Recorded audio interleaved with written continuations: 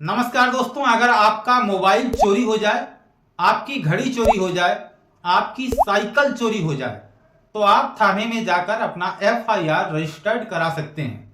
लेकिन अगर आपकी जमीन पर कोई व्यक्ति अवैध निर्माण करा ले, कब्जा कर ले, जबरदस्ती उस पर अपना अस्थायी निर्माण करा ले तो आप एफआईआर दर्ज नहीं करा सकते हैं।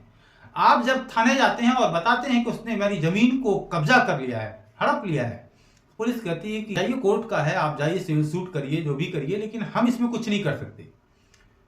अब बताइए, मतलब छोटे छोटे सामान की अगर चोरी होती है, कोई ले लेता है तो आप एफआईआर दर्ज उसमें करा सकते हैं, लेकिन जमीन आपकी चली गई, आप एफआईआर दर्ज नहीं करा सकते हैं। इसलिए कि हमारे देश का जो सिस्टम है, जो जुडिशियल सिस्टम है, वो बिल्कुल सड़ा हुआ है। यहां ऐसे बहुत सारे मामले आपको देखने को मिलेंगे।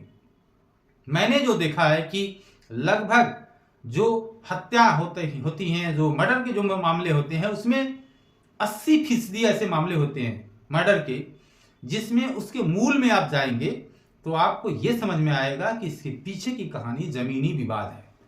जमीनी विवाद के कारण ही मर्डर हो जाते हैं। और इस मर्डर के पीछे कौन है?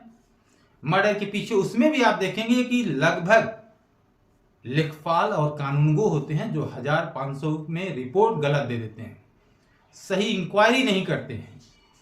आपने देखा कि ऑपरेशन सिंदूर हुआ, 26 माताओं बहनों का सिंदूर उजड़ा तो ऑपरेशन सिंदूर चला। अभी इस पे एक वीडियो अश्विनी उपाध्याय ने भी बनाया है कि जब 26 लोगों का सिंदूर उजड़ा तो ऑपरेशन सिंदूर चला। लेकिन भारत में प्रतिवर्ष 2 लाख महिलाओं का सिंदूर उजड़ता है, इसलिए कि वो जमीनी विवाद में उनके घर के पुरुषों की हत्याएं हो जाती हैं। तो 2 लाख सिंदूर हर वर्ष उजड़ता है, एक एवरेज है, लगभग 2 लाख मर्डर होते हैं हर साल। और उसके पीछे की कहानी ये जमीनी विवाद है। तो जमीनी विवाद को लेकर पूरा कानून, ऐसा कुछ नहीं है कि तुरंत उस पर एफआईआर दर्ज हो जाए। पूरे हमारे यहाँ जो सिस्टम है, जो हमारा कानून है, वो कानून इतना ज्यादा मकड़जाल है। उसमें आप देखेंगे आईपीसी अलग है, आईपीसी तो अब बदल गया, बीएनएस हो गया है, आर्म्स एक्ट है, एनडीपीएस है, एससी एसटी है, पॉक्सो है, तमाम कानून बनाए गए हैं। अब जो वकील होता है, जो लोग होते हैं, उस कानून को जानने वाले होते हैं, पूरा उसमें परेशान रहते हैं। इतने सारे 50 कानून को पढ़ना पड़ता है। लेकिन आप अमेरिका में देखेंगे तो वहां एक कानून है, फेडरल पेनल कोड, जो एक ही कानून है, उसी में सब कुछ है।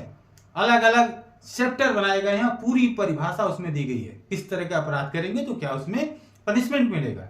लेकिन हमारे यहाँ कि अगर कोई 376 करता है, किसी एडल्ट के साथ करता है तो वो अलग होगा।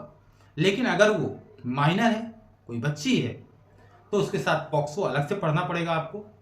अगर वो एससी एसटी समुदाय से है तो आप बीएनएस तो पढ़ेंगे, लेकिन साथ साथ में आपको एससी एसटी एक्ट को भी पढ़ना पड़ेगा। तो ये क्यों नहीं एक कानून बनता, एक कानून में चैप्टर बढ़ जाते, धाराएं बढ़ जाती, लेकिन नहीं, अलग अलग कानून आपको पढ़ना पड़ेगा।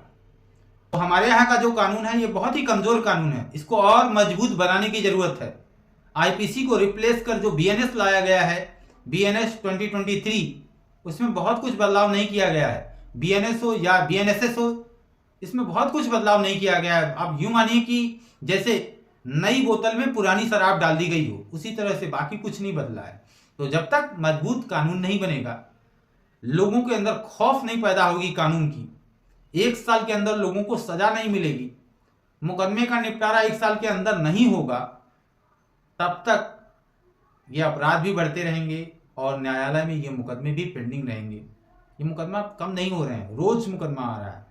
जितने स्पीड से निपटाया जा रहा है, उससे कहीं ज्यादा स्पीड से मुकदमे आ रहे हैं, क्योंकि अपराध बढ़ रहे हैं। लोगों को पता है कि ये मुकदमा लंबा चलेगा, इतना जल्दी से ये समाप्त होने वाला नहीं है।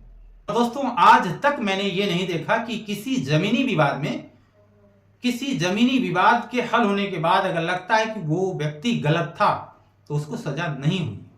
यही वजह है कि लोग किसी की जमीन को हड़पना चाहते हैं, कब्जा करना। वो जानते हैं कि ज्यादा से ज्यादा ये हमारी जमीन हमको नहीं मिलेगी, जो हम कब्जा किए हैं दूसरी की जमीन, वो हमको नहीं मिलेगी।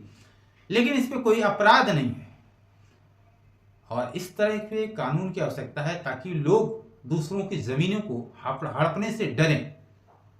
तो इस तरह से बहुत से ऐसे मामले हुए हैं जो लोग शरीफ हैं, सज्जन हैं, लड़ नहीं सकते। बहुत ऐसे लोग हैं जो बाहुबली हैं, मजबूत हैं, पैसे से मजबूत हैं, पहुंच है, राजनीतिक पकड़ है, तो वो दूसरों की जमीन को कब्जा करना चाहते हैं। कब्जा करके जो सिंपल आदमी है, गरीब आदमी है, कमजोर आदमी है, वो नहीं लड़ पाता है, उसे न्याय नहीं मिल पाता है। तो आप भी आवाज उठाइए।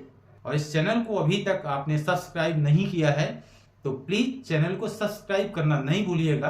बगल में बेल आइकन होगा, उसे भी प्रेस करिएगा। अगर आप हमें फेसबुक पर देख रहे हैं तो हमारे इस पेज को फॉलो जरूर करिएगा। आप हमें इंस्टाग्राम पर भी फॉलो कर सकते हैं। बहुत बहुत धन्यवाद।